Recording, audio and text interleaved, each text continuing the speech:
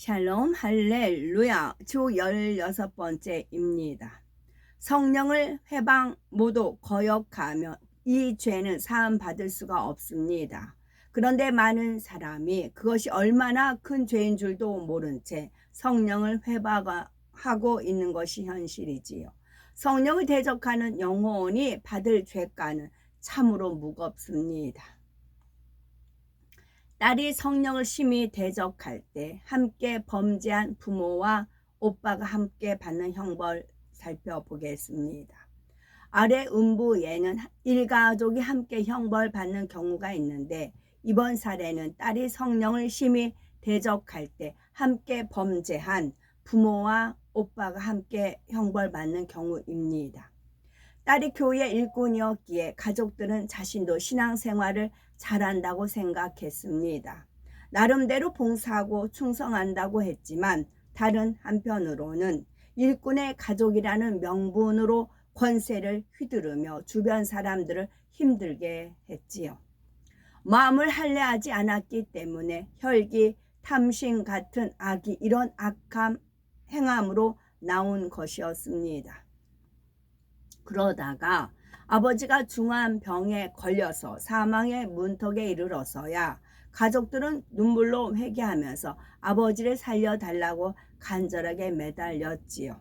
하나님께서는 가족의 회개와 중보 기도를 받으시고 그 아버지를 살려주셨지만, 지금 이 영혼을 불러가면 간신히 부끄러운 구원이라도 받겠지만 생명이 연장되면 나중에는 구원조차 받을 수 없게 되리라 라고 말씀하셨답니다.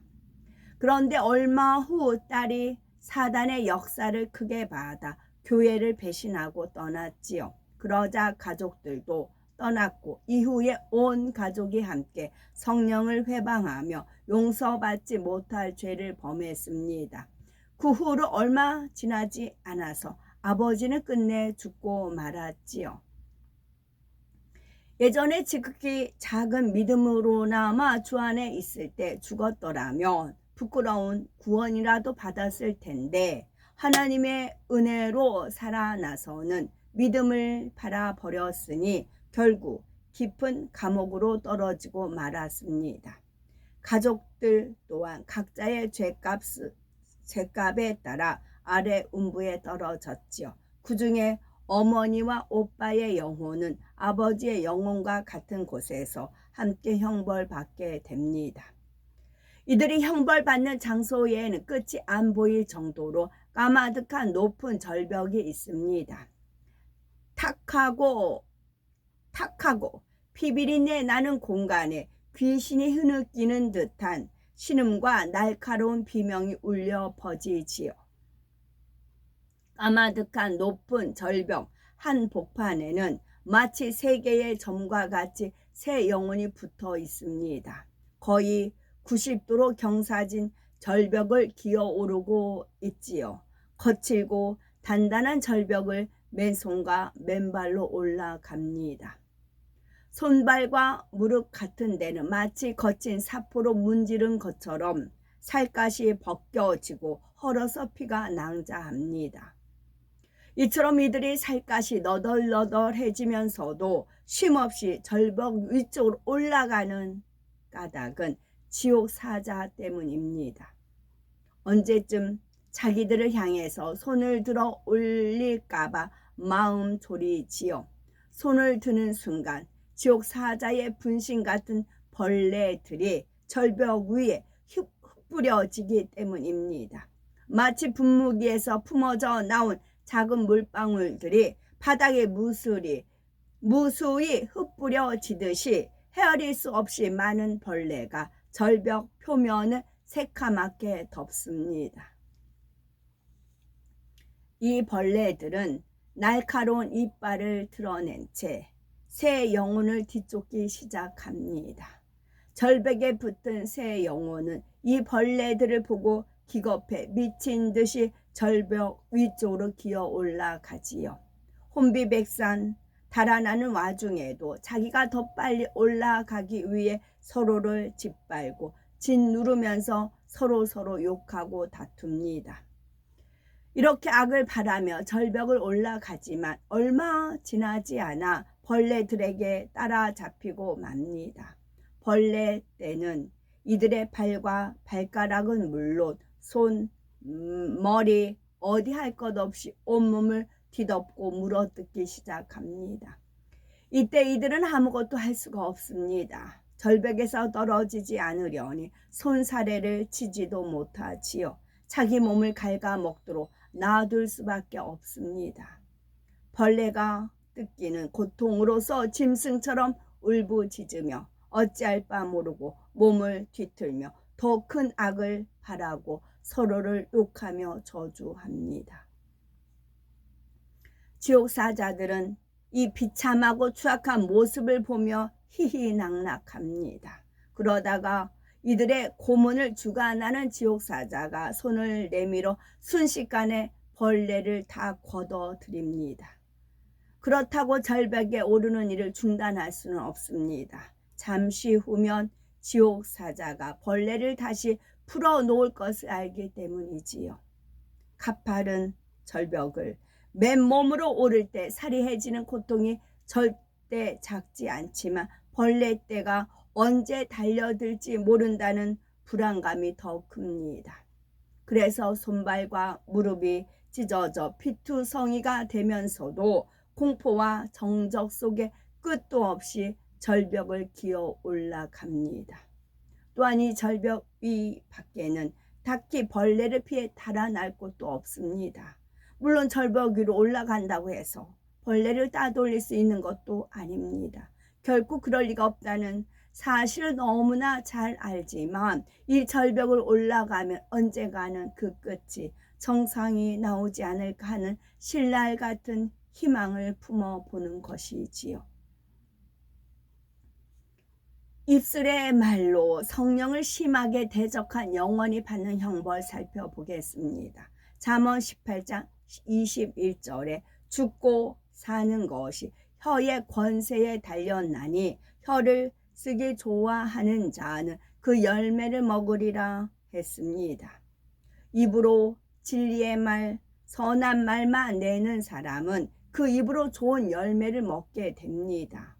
반면에 악한 말을 하고 믿음 없는 말을 하는 사람은 그 입으로 악한 열매를 먹게 되지요. 이처럼 말의 열매는 정확하기 때문에 경솔하게 내뱉는 몇 마디 말로도 큰 환난을 겪을 수 있습니다. 예를 들어서 어떤 사람은 가족의 핍박을 견디다 못해 가족이 사고를 당해서라도 회개하면 좋겠다 말하거나 기도하기도 합니다. 그러면 이 말이 즉각 사단의 귀에 들어가고 사단은 그때부터 하나님 앞에 송사하기 시작합니다. 이 송사가 공의에 맞을 경우 그 말대로 병에 걸리거나 사고를 당하기도 하고 이에 따라 불구가 되는 등 고통을 받습니다. 만약 이렇게 해서 가족이 회개한다고 해도 굳이 이런 고난을 자초할 필요는 없습니다.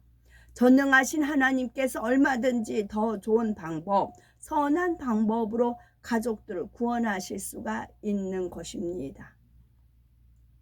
어떤 사람들은 비진리의 말을 하여서 연단을 자초하고도 그 사실을 모릅니다. 회개해야 연단이 빨리 끝날 텐데 자기가 한 말을 기억하지도 못하지요. 그러므로 입술의 말에는 반드시 보응이 따름을 꼭 기억하시기 바랍니다. 나름대로 선한 의도로 말했다고 해도 그 말이 진리의 말, 선한 말이 아니면 이처럼 그 말로 인해서 연단이 따르기도 합니다. 하물며 고의로 거짓말을 지어내어 주님의 몸된 교회와 교회를 회방하고 악한 말로 모독한다면 그 보응이 얼마나 크겠습니까? 더구나 성령의 역사가 나타나는 곳을 비방하고 모함하는 것은 곧 성령을 회방하고 모독하는 것입니다. 따라서 이런 사람은 장차 하나님 앞에서 심판받을 때 그 말에 대해서 반드시 신문받습니다.